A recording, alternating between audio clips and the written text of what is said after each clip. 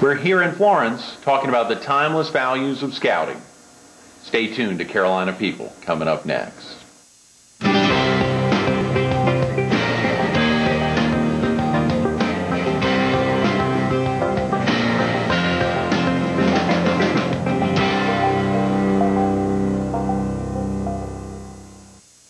Good morning. Welcome to Carolina People. This morning we're in Florence, South Carolina, at the Service Center for the PD Area Council of the Boy Scouts. We're focused on many of the council activities, and we're visiting with one of its executive board members, Danny Isaac, who's president of the area's oldest fire and water restoration company. Good morning, Danny. Thanks so much for being with us this morning. Incredible opportunity to highlight some of the board members this week, all week obviously. Today's Wednesday, but we've been focusing on some of the board members, some of the activities of the council, even Ed Salivi, the president of the council, and much of what's happening in a very strong council in the Southeast. Real quick, Danny, about yourself. I want to talk about yourself, but I want to talk about the area's oldest fire and water restoration company. Tell me a little bit about your company. Greg, my partner Billy Alford and I had an idea, and we started this company back in 1974, and have progressed to be the largest and the oldest fire and water restoration company in the area, and now in the last few years have moved into the mold remediation area also. That's picked up a heck of a lot. It has. It's becoming a health concern, and we've been right on the forefront of that. And when we talk about the area, Danny, obviously you know the bulk of our viewers are in the PD and in southeastern North Carolina, obviously a heck of a lot in Horry County. You all have stretched into North Carolina a good bit and surely support this area quite a bit. You really serve our area. We have offices in Myrtle Beach and Wilmington, but from the coast area we run pretty much from McClellanville up to about Emerald Isle, and then we do work here in Florence and Marion, Mullins, and throughout the PD. That's fantastic. Real quick about yourself, were you originally from this area, Dan? I am a native as well as my partner's a native. We've been here all our lives. Is that right? And our wives also. Amazing. God, and you still have family in the area? Absolutely, absolutely. Brothers and sisters and aunts and uncles. We're pretty well tied to the community. That's fantastic. When we think about, can we talk real quick about A&I? Obviously, what the area you all stretch. Why would someone need A&I? Who? Obviously, the mold remediation is a big thing over the last few years. But why, for the 26 years before that, would someone have called you? Greg, we're a sort of a disaster restoration company. Prime example, if you have a hot water heater that breaks in the middle of the night, most people don't know what to do, and we are their first response. You call us, we send a team out. We run a 24-hour emergency service, so we will send a team out in the middle of the night. Technicians will take care of getting your belongings out of the water and getting the water up, getting your house dried out to prevent the mold problems. And then we do the complete restoration. We do a turnkey service. We do everything from polish the silver to hang the pictures back on the wall. Golly, Danny, that's intense. That's a heck of a lot. I think about it. Your partner, Billy Alford, was on back in September, and I remember him talking about that. We had much less time to talk about it. We weren't focused on the Boy Scouts, but I remember that day he was highlighting, and I think we talked a little bit, but we didn't have much time to talk about some of the changes since '74. Since the year you all founded the company. What about some of the changes in technology to enable the services? Greg, I would clearly say that's probably the biggest changes that we have seen is technology, quick response.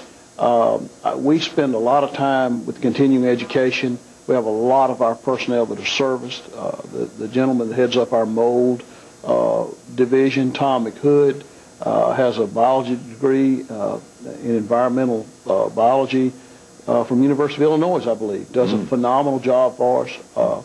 People are well educated. We have the state-of-the-art technology, our drying equipment. It's very important that people are educated to the point that they know exactly what they're doing. You know, I was thinking about it as Loretta and I were driving up this morning, trying to think through what it would be like post-Hugo versus what it would be like post a hurricane in the last few years, whether it was Floyd or some of the other hurricanes. What that 10-year gap in technology and training, can you, I mean, let's say a hurricane occurred or was scheduled, would be happening next year, God forbid, but think that through. What are some of the things? A hotel has been damaged, dramatically flooded out. Obviously, they're calling you. What's that like going in on a project? I mean, well, where we are today versus where we were then is we're better educated, we're better trained, and we have a better feel for what to do. And we use a hotel, for example. Is the power out? We, as a company, are prepared to have diesel generators on standby to repower these large properties, because if they are not remediated or mitigated in a hurry, we run into problems. So those type of things, having the right equipment, moisture meters, higher technology in moisture meters, we do constant readings, we track where we're moving the levels, where the sources are, those type of things. How important. How important. Danny, obviously our focus stays on the Boy Scouts, but wanted to spend a couple minutes talking about A&I since it is the area's oldest fire and water restoration company, and since Billy had been on before. Were you a scout growing up? I was. Is that right? Did you attend Camp Coker growing up? I did not. I did not follow through with my scouting. Do you have, now, I believe you have a son. Was he in the Scouts here? That's correct. My son Daniel is an Eagle Scout. Is that right? Very proud of that. When you think back to your youth, what do you think prompted you? You started in Scouts, but surely attaining that rank of Eagle, it must be a pretty big deal. What do you think pulled you out of it? Just distraction, as much as anything, as kids even today. So many opportunities to do other things, playing sports.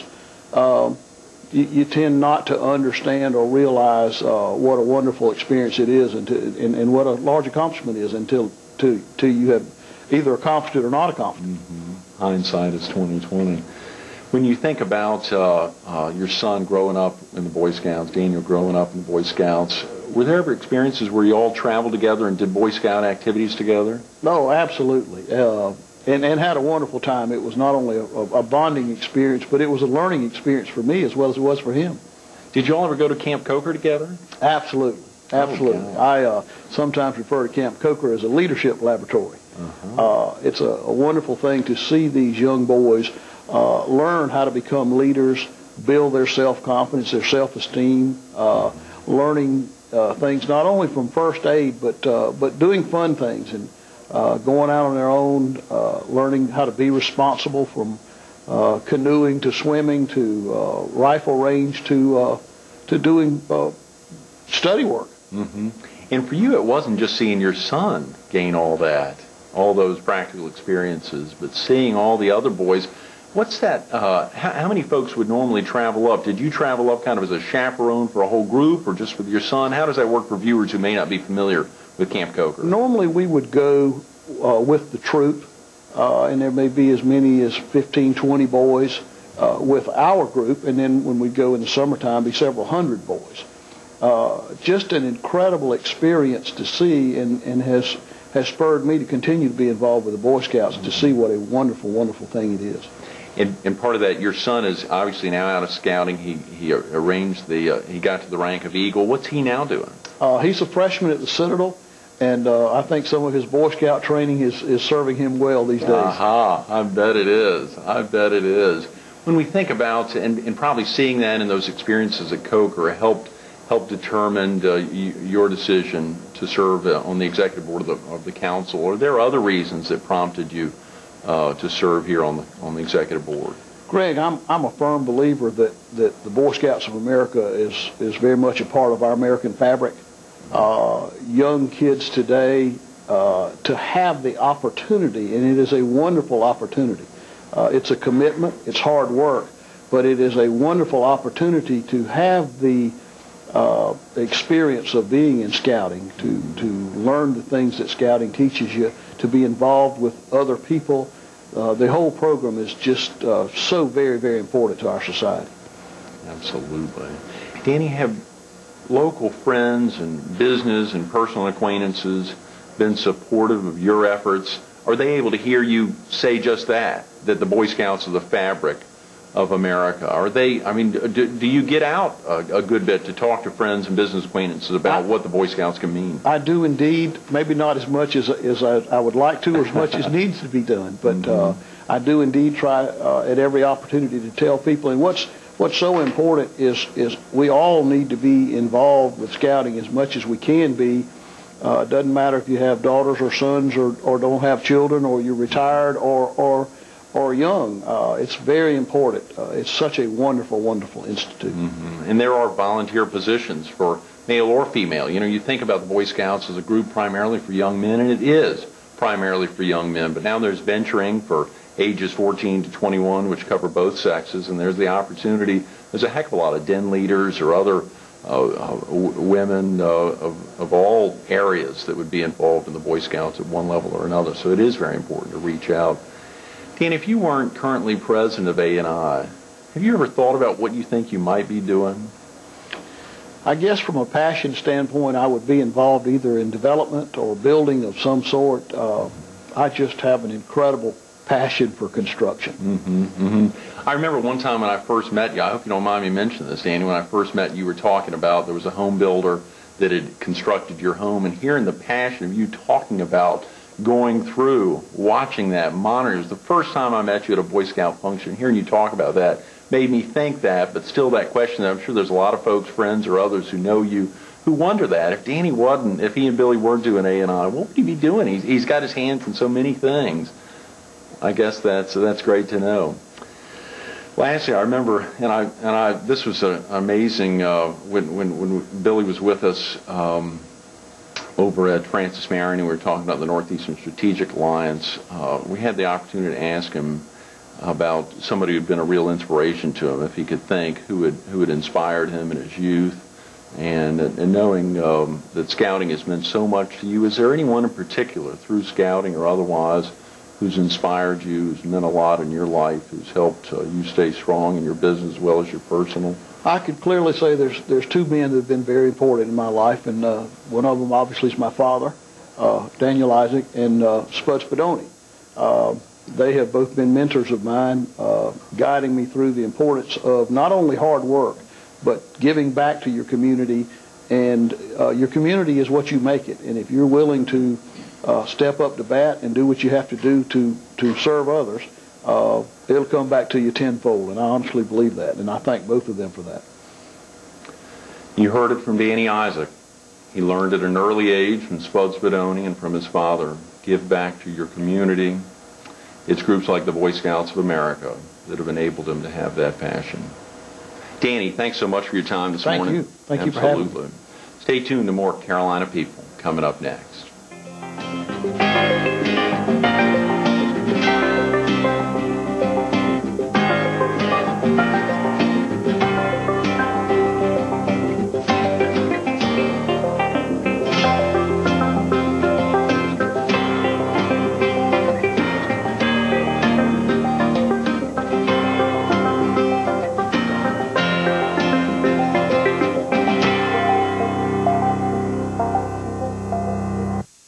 Good morning. Welcome back to Carolina People.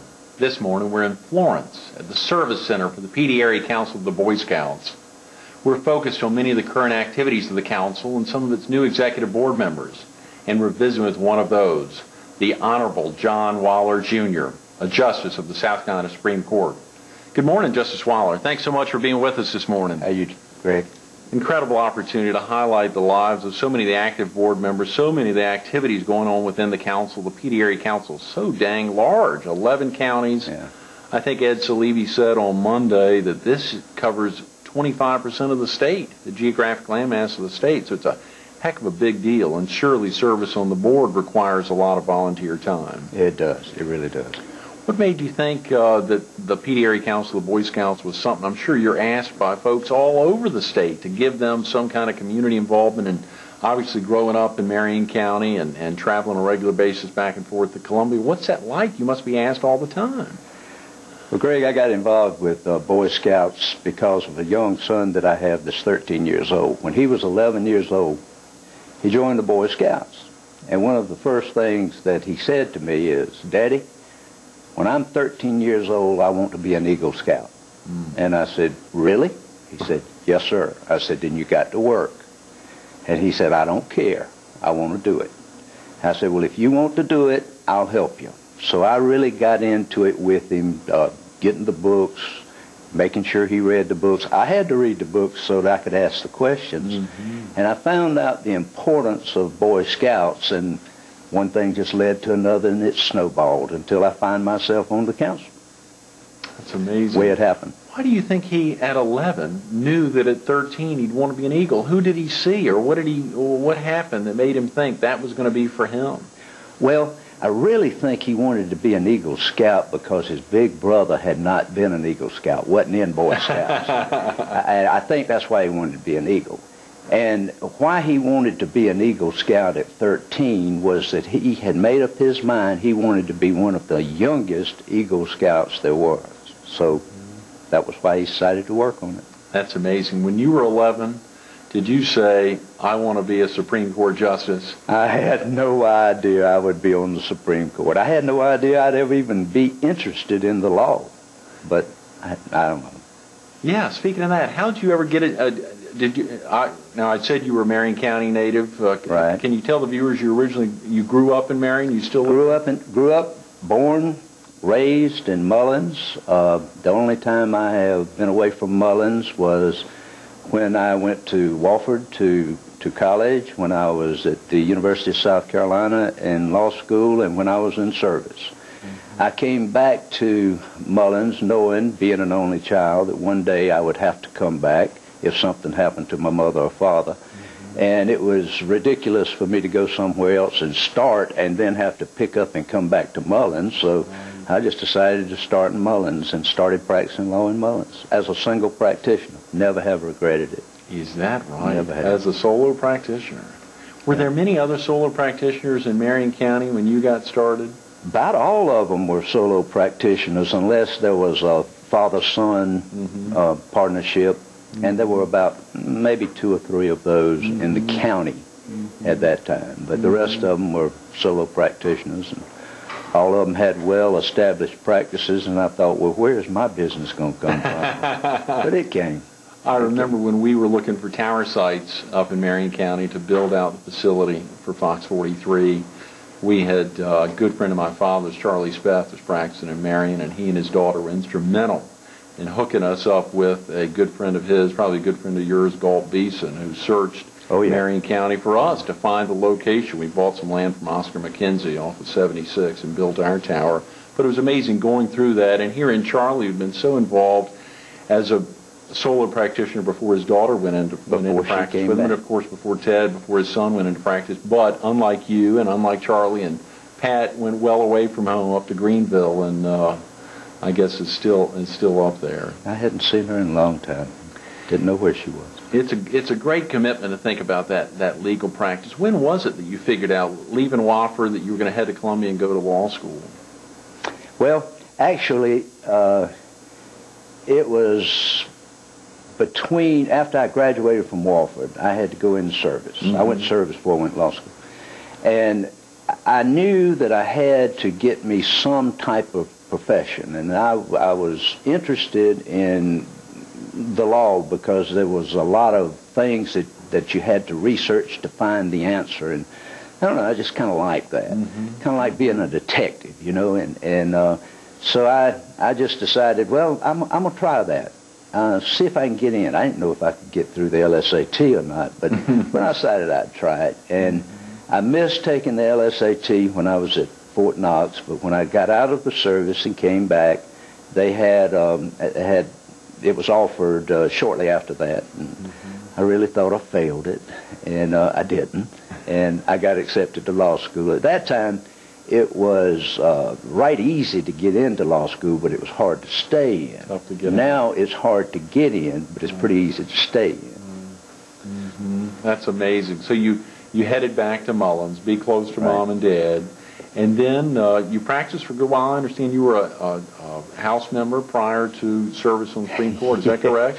Yeah, I have a friend of mine, whenever he was telling somebody all the different jobs that I've had, he said, sounds like you can't hold down a job. But, yeah, I've had a right right good career. I was, of course, practiced law for a while, and I was a member of the House of Representatives, South Carolina House of Representatives, for 10 years. And I was a senator for 4 years. And then I served as a circuit court judge for, I believe, 14 years.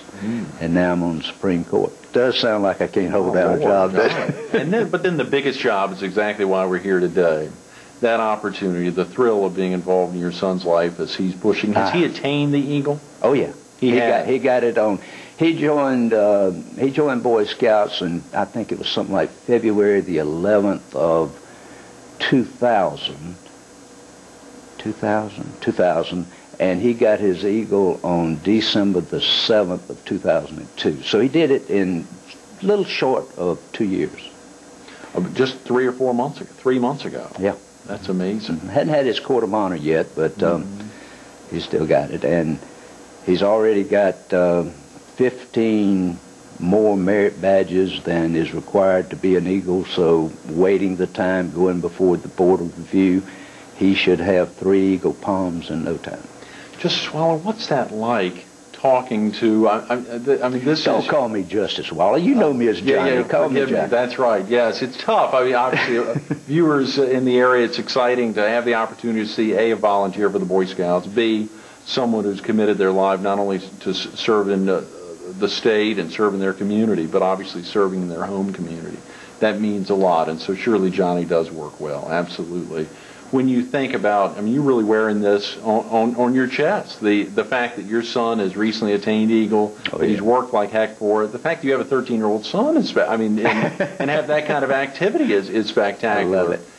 How do you communicate with the other justices on the bench, the other 4 justices, about that? Are any of them have children that are currently in scouting, or? No, all of them have grown and gone children. I'm the only one. You know, I have to say that about myself. I'm 65 years old, and I got a 13-year-old child, and a lot of times people look at me like, oh, you got a 13-year-old child? And I keep having to put this thing in perspective.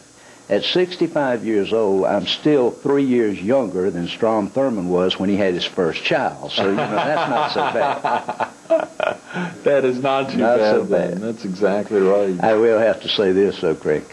When the day of my 65th birthday, I went with Troop 748 on a 50-mile canoe trip. Oh, come on. And that was great. That was great. A 50-mile canoe trip on your 65th birthday. Well, we spent the night in the woods on Halloween night. My birthday's on Halloween. We spent the night in the woods on Halloween night and left the next morning. And we went on a 50-mile canoe trip. That's amazing. That's amazing. And speaking of going on trips, have you and your son traveled to Camp Coker together? Oh, yeah. We've been there 3 times together. We've been to 2 regular camps, and then he was inducted into the Order of the Arrow this past summer. And they surprised me and inducted me into the Order of the Arrow too. So Rand and I both went back to go through the ordeal as together, and that was an experience too. Absolutely. And did that before I said 65. No, it was 64. But we did both of those things before I was 65, wow. 64 to 65. Johnny, had you been active in the Boy Scouts growing up? Before then? Before Rand? Right. No, I wasn't. I didn't really realize the importance of Boy Scouts until he got in it. And then I started working with him in it. And I kind of got, I wouldn't say drug into it, but I kind of took an interest in it, and they said, come on in and help us. So as Rand was going through his merit badges to become an Eagle, of course I wasn't going to just put my attention to him. I was putting it to all the boys in the troop. And we have something like, I can't remember, it's either 9 or 11 or something like that, but we have 7 of them that are at Life Scout and only have a maximum of 5. Some of them has 1 has 2, and 1 got his last merit badge Monday night. So we're going to have a bunch of Eagles in that thing. And that's another thing. It really, it makes me feel good to be able to help these young boys and not only help them get the merit badges, but to show them why Boy Scouts require these particular merit badges, because it gets them ready for life. Personal management, personal fitness, citizenship in the community, nation, world, things like that just prepares you at a young age to things you're going to need the rest of your life. That's exactly right. It's amazing as you talk about that, because you think the commitment you make in your youth, I mean, much of this doesn't kick in until you're much later in life. You know, there are two things, though, that I think a lot of troops might be missing. A lot of them might have it. A lot of, I say two things, troops, two things that Boy Scouts is missing. A lot of troops don't have leaders that really get involved in it, that want to see these boys do this, that will push them a little bit to do it, have the classes in the right place. And another thing that kind of bothers me about Boy Scouts is it is dependent, very dependent on donations from people. And as a member of the council, actually, I guess I'm one of the ones that's supposed to go out and help raise money, but because of my job, I'm not able to do that. And if I had just one thing that I could do that would break my ethics, that would probably be it. I'd go out and raise some money for the Boy Scouts, because I really think it's a good organization. I mean, it just prepares these boys like you wouldn't believe. A man who truly found out about the Boy Scouts a couple of years ago when his son at 11 said he wanted to be an Eagle Scout at 13, who's committed his time as a public servant to Marion County and to the state of South Carolina, a committed father and volunteer for the Boy Scouts. Justice John Waller, Johnny as he likes to be known, thank you so much for being with us this morning. Thank you. Good seeing you again. Thank you. Stay tuned to more Carolina People coming up next.